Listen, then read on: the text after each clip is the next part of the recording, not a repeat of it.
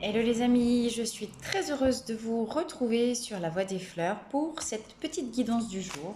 Alors on y va aujourd'hui avec l'oracle de la Triade et on va aller voir ensemble quels sont les messages que vous devez entendre, ce qui se passe dans nos énergies profondes.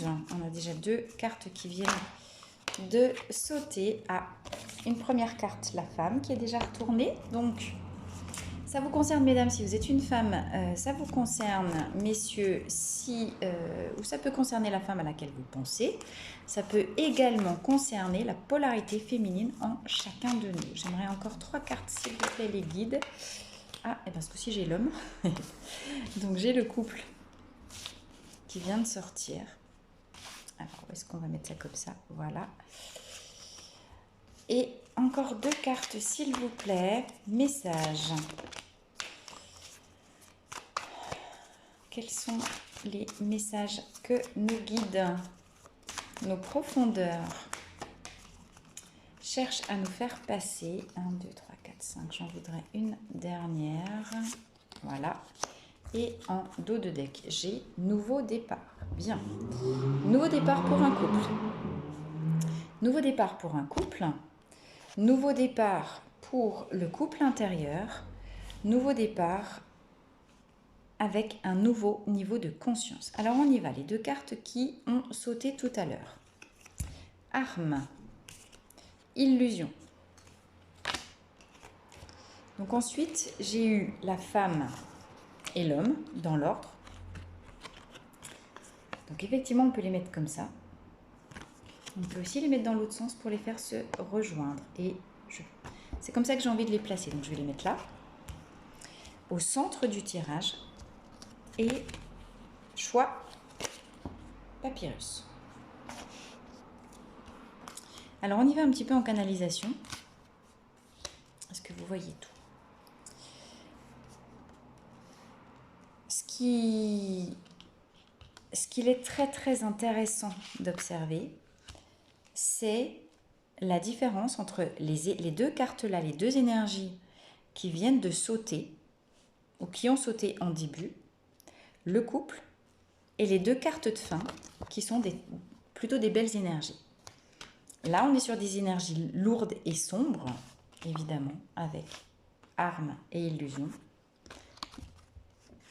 sur des choses beaucoup plus légères derrière. Alors, qu'est-ce que ça signifie?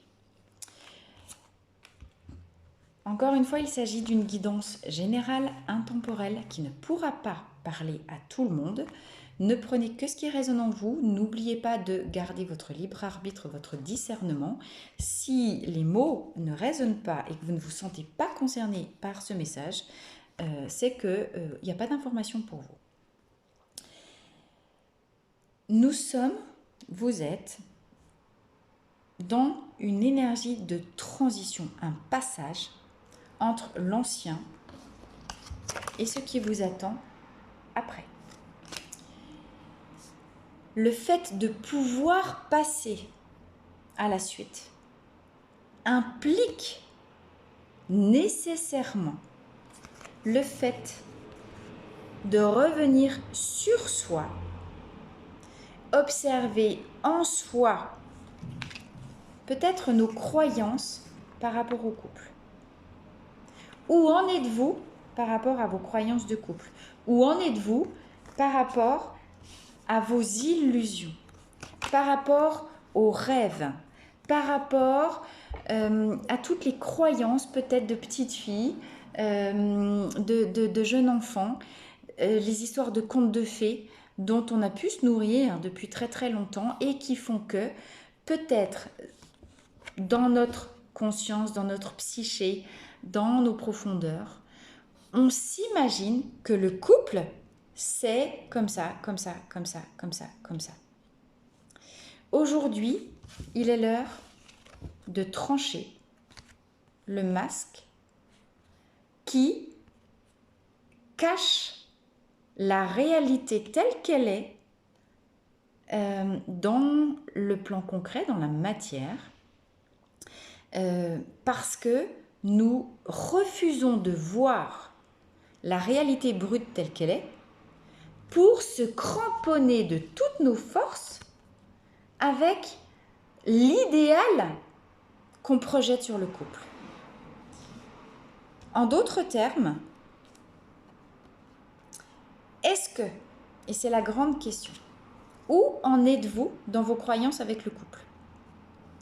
Est-ce que vous acceptez la réalité que vous vivez dans la matière avec un couple, si dans votre couple, si vous êtes en couple, avec votre autre, si vous êtes en phase de séparation, ou avec un autre idéal, si vous êtes célibataire? Je vais prendre les 3 cas successifs. Si vous êtes célibataire, peut-être que vous empêchez, vous bloquez l'arrivée de votre autre dans votre vie parce que plutôt que d'accepter de vivre les choses telles qu'elles sont, peut-être vous êtes en résistance avec l'idée de célibat, peut-être vous êtes en souffrance avec le fait d'être seul, ou peut-être que vous ne voulez plus jamais vivre le couple dans la vie parce que vous êtes encore percé, transpercé, saignant en lien avec les couples précédents, les histoires précédentes. Aujourd'hui, et puis alors ça vaut pour les célibataires, ça vaut pour tout le monde en fait, hein. On est bien d'accord. Il est l'heure de mettre en place un nouveau départ par rapport à la question du couple. Il est l'heure de renouveau dans le couple. Alors effectivement, n'hésitez pas à faire appel à vos guides, à aller vous connecter à plus grand que vous pour demander la libération des croyances et des blessures du passé, pour laisser partir ce qui doit partir, vous libérer, on a tout, vous libérer des anciennes mémoires de blessures, de meurtrissures, de douleurs liées à la question de la perte de votre autre, parce qu'il s'agit de vivre maintenant, et vous êtes protégé pour ce faire. Il est l'heure de franchir un nouveau cap dans votre vie. Il est l'heure de franchir une porte. Cette porte, c'est quoi? On en revient à notre message de départ. Je dois possiblement inverser ma manière de fonctionner dans mon positionnement face à ce que je crois, ce que j'attends, ce que j'espère, ce que je voudrais créer dans mon couple, qu'il soit existant, qu'il soit en stand-by ou qu'il ne soit pas encore manifesté dans ma réalité. La question, il est l'heure d'évoluer pour moi, il est l'heure de franchir un nouveau cap de conscience et de me libérer des mémoires de douleur qui me retiennent prisonnier de mon ego meurtri. Je dois trancher les illusions de mon ego par rapport à ce que je crois vis-à-vis du couple. Je dois non pas rester positionné sur mes croyances. Dans un couple, c'est toujours beau. Dans un couple, on s'aime et on fusionne. Dans un couple, on est au service l'un de l'autre. Dans un couple, on est là l'un pour l'autre. Dans un couple, si on s'aime, eh ben, on ne juge pas et on accepte l'autre tel qu'il est. Bien sûr, mais ça, c'est évidemment, ça sont des croyances, ça, ce sont des grands principes, ça, ce sont des doctrines. Donc, il y a la doctrine du mental et il y a la réalité telle qu'elle est. Et dans la réalité, eh ben, il y en a souvent un qui est plus bordélique que l'autre, il y en a un qui laisse traîner ses chaussettes, il y en a un qui range pas ses affaires, il y en a un qui est un psychorigide du nettoyage de la salle de bain. Dans la vraie vie, ben, on est fatigué de temps en temps, on n'est pas toujours disponible à l'autre parce qu'on a on a aussi les autres domaines de vie, on a le travail, on a les enfants, on a le social, on a le vaccin, on a la maladie, on a les problèmes dans la famille, on a des parents âgés dont il faut s'occuper. Ouais, on n'est pas toujours là tout le temps pour l'autre. Donc, comment vous fonctionnez? Posez-vous la question de savoir comment vous fonctionnez par rapport au couple. Est-ce que vous êtes sur vos grands principes et du coup vous êtes meurtri dans la réalité parce que vous prenez la réalité, vous lui tapez dessus pour la faire rentrer de force dans le moule de ce que vous aimeriez que le couple soit, mais du coup vous activez vous-même votre douleur et vous persistez, vous continuez par vous-même de vous planter le poignard dans le cœur puisque vous n'êtes pas dans l'acceptation totale de ce que est factuellement dans la matière la réalité de votre couple. De votre couple, encore une fois, concret, déjà réalisé, en pause ou en devenir. Et si vous cessiez de vous torturer vous-même, de poser, de dire « bon, il y a ce que je crois, puis il y a ce qui est ». Je pose ce que je crois, et si j'oubliais tout ce que je crois par rapport au couple? Et si je mettais ma focalisation sur qu'est-ce qu'il se passe réellement dans ma vie et dans mon couple? Si j'ai pas de couple, si je ne suis pas en couple maintenant, qu'est-ce que j'ai vécu concrètement dans mon passé? Qu'est-ce qui a été la cause de mon malheur? Quelles ont été les erreurs commises dans ce couple? Est-ce que c'est que de la faute de l'autre? Ou bien est-ce qu'à un moment donné, c'est peut-être moi aussi qui ai provoqué et maintenu la douleur dans le couple parce que je n'acceptais pas l'autre? Je me raconte que dans un couple, on doit accepter l'autre tel qu'il est, mais est-ce que je le fais vraiment? Est-ce que j'accepte l'autre quand il est dans ses états de déclin, dans sa maladie, dans sa fatigue, dans ses travers, dans ses défauts? Est-ce que j'accepte l'autre quand je trouve qu'il est con? Est-ce que j'accepte l'autre quand il me casse les bonbons? Est-ce que j'accepte l'autre quand il ne fait pas ou quand il n'est pas avec moi ce que j'aimerais qu'il soit? Première chose, comment je suis avec l'autre? Et ensuite, retour sur soi. Comment je suis avec moi dans le couple? Est-ce que j'ai des limites? Est-ce que je suis dans l'acceptation, moi, de mes défauts? Est-ce que je ne suis pas toujours dans le fait de vouloir toujours être trop parfaite, trop machin, parfait partout? Du coup, est-ce que je ne mets pas un niveau d'exigence aussi trop élevé? Parce que si je vis de la dureté dans mon couple, ce qu'il se passe à l'extérieur et ce qu'il se produit dedans, comment je suis dure avec moi? Comment je suis exigeante avec moi ou exigeant? Comment je laisse couler la vie en moi? Et comment, évidemment, je suis équilibrée dans mes polarités à moi, féminine et masculine? Est-ce que je suis au contact, dedans, de mes ressentis, de mes besoins physiques, physiologiques, sociaux, affectifs, d'épanouissement, de reconnaissance? Est-ce que je suis claire avec ce à quoi j'aspire? Et est-ce que je me l'autorise? Et ensuite, quand je repasse en mode yang, modalité polarité active, quand je repasse dans l'action, est-ce que j'agis en étant alignée avec ce que je ressens? Est-ce que mes paroles sont justes par rapport à ma vérité intérieure? Je vous rappelle que la question de l'alignement est véritablement, c'est de ça dont il s'agit aujourd'hui. Je pense des choses, j'ose les exprimer, mais j'agis en fonction de ça. Donc oui, ça prend un temps. Oui, c'est une longue mise à mort de mes anciens fonctionnements illusoires,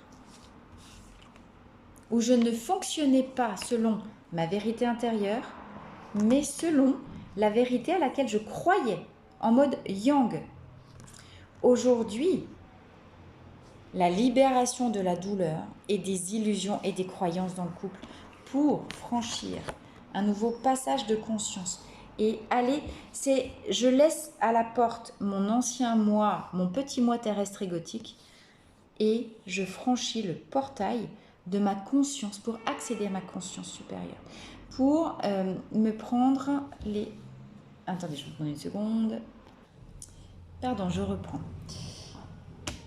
Donc, effectivement, est-ce que mes agissements, mes paroles, ma manière de me comporter dans le présent est alignée avec mes ressentis, mes besoins profonds? Et comment je l'exprime? Parce que, effectivement, l'idée, je vous disais, c'est d'aller passer au moi supérieur, le moi d'âme. Je laisse ma personnalité terrestre égotique d'un côté de la porte pour accéder à mon grand moi, mon moi supérieur, mon moi d'âme. Je revêt mes attributs royaux, la couronne, la perle noire et la rose. Je deviens le véritable empereur, l'impératrice de ma vie dans cette posture de impératrice, impérateur, empereur, je n'ai pas de justification à rendre sur qui je suis, sur ce que je veux. Cela est, je suis cette personne, je travaille à mon évolution et à mon acceptation, j'équilibre de plus en plus, je viens au contact de moi, à inspiration et à expiration à l'extérieur, j'agis selon ce que je ressens dedans, et ainsi je franchis la porte. Parce que je retrouve la question de mon alignement profond, l'alignement corps, cœur, esprit, le plan physique, physiologique, le plan relationnel, émotionnel et le plan psychique puis spirituel. Et ainsi s'ouvre à moi l'opportunité d'un nouveau départ dans la vie avec un positionnement qui pourra se faire en lien avec le nouveau niveau d'alignement que je vais chercher. Peut-être que dans cet état de mort, je dois laisser des choses derrière moi. Factuellement, peut-être que je dois quitter un emploi, peut-être que je dois quitter une situation familiale dans laquelle j'étais malheureuse. Malheureuse, hein, vous mettez, voilà, vous faites les accords comme c'est correct pour vous. Je dois laisser des comportements, je dois peut-être m'éloigner d'une certaine sphère sociale, mais je dois m'éloigner aussi. Peut-être que ce que je dois accepter de laisser mourir, c'est d'abord certaines pensées, certaines croyances qui me desservent, qui ne sont pas serviables pour moi, qui me bouffent de l'énergie, qui ne sont pas OK avec, qui ne me rendent pas service dans le déploiement de mes ailes. D'accord? Il est question de couper, de trancher une bonne fois pour toutes ce qui me retient dans ma version limitée. Qu'est-ce que je choisis de laisser derrière moi qui n'était pas serviable? Qu'est-ce que je choisis d'arrêter? La question, c'est pas, on se trompe toujours de question, c'est pas qu'est-ce que je dois faire de plus? La question, c'est qu'est-ce que j'arrête? Qu'est-ce que j'arrête dans ma vie? Qu'est-ce que je décide en pleine conscience d'arrêter? Parce que derrière, un nouveau chapitre, et là j'ai bien confirmation, nouveau chapitre de vie, nouveau départ dans mon couple, nouveau départ dans ma relation à moi-même. D'abord, nouveau départ parce que je me suis équilibrée avec moi et parce que j'ai rééquilibré les choses, que j'ai coupé ce qui n'était pas utile pour moi, parce que je deviens l'empereur de ma propre vie, je prends mon pouvoir personnel. Il est question d'aller chercher la plénitude de l'être ici, d'accord? Donc, bien sûr que tout change à l'extérieur. Ce n'est pas encore écrit, c'est à moi de l'écrire. Peut-être que je vais déménager, peut-être que je vais faire un grand voyage, peut-être que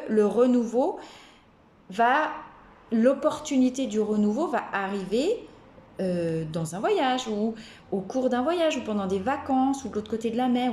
Voilà. Ou peut-être qu'il faut que je déménage pour que l'opportunité arrive. Mais quoi qu'il arrive, parce que je prends mon pouvoir personnel, je décide de devenir le véritable acteur de ma vie. J'arrête de subir. C'est moi qui écris, qui déroule ce que je veux sur le papyrus de ma vie. Et c'est riche, 5 lingots d'or. Changer le comportement, venir au contact de ce qui est et adapter mes comportements en fonction de ce qui est et pas faire l'inverse. Pas d'abord aller chercher des croyances pour adapter la vie à mes croyances, mais prendre la vie d'abord en face et changer les croyances en lien avec ce qu'est la réalité. Nous sommes des êtres spirituels venus incarner la dualité dans la matière pour faire ces transformations profondes. L'heure du renouveau et de la renaissance a sonné, les amis. C'est très très beau, un message très fort aujourd'hui. Mais le renouveau commence quand vous devenez la totalité de qui vous êtes. Quand vous réalignez vos 3 plans de l'être et quand, au lieu d'aller chercher des grands principes, vous abandonnez les principes pour juste vous abandonner à la vie telle qu'elle est, avec ses hauts, avec ses bas, avec ses coups durs, avec ses magnifiques trésors. Ce n'est pas vos croyances qui doivent dicter votre vie, c'est dans l'instant présent, je me laisse couler, j'accueille, je traverse ce qui a traversé, puis ensuite je réadapte mes croyances en fonction. Parce que peut-être que vous vous êtes trompé sur plein de choses, peut-être que vous êtes auto-limité sur plein de choses. Et oui, il y a beaucoup de choses à laisser derrière vous. Mais c'est prix à payer. L'épreuve, l'initiation que nous avons tous à faire aujourd'hui pour aller vivre un magnifique nouveau départ dans la totalité de notre être. Eh bien les amis, c'était un superbe message. S'il vous a aidé, s'il vous a permis d'y voir plus clair en vous, n'hésitez pas à liker, à partager. Merci beaucoup pour vos commentaires qui me font toujours beaucoup plaisir. Et surtout, prenez soin de vous et je vous retrouve très vite dans une prochaine vidéo de La Voix des Fleurs. À très bientôt.